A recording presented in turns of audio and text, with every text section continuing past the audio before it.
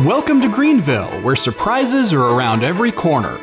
We've recently opened dozens of new restaurants, shops, and attractions, all for you to explore. Here's a sample of what's in store. If you're a heritage traveler, start your visit to Greenville at the Audie Murphy American Cotton Museum, where you'll discover World War II's most decorated war hero, Audie Leon Murphy, as well as giants, a human hair wreath, and a wooden leg. Then head to downtown, where you can travel remnants of the Bankhead Highway and see where the Greenville Majors baseball team once beat the New York Yankees in a game folks here still talk about.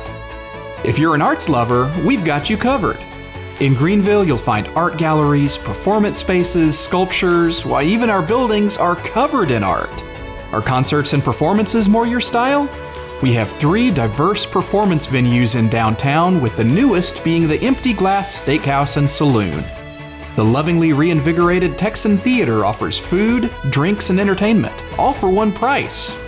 Then over at the Greenville Municipal Auditorium, or GMA as locals call it, you can find plays, concerts, even the Dallas Symphony.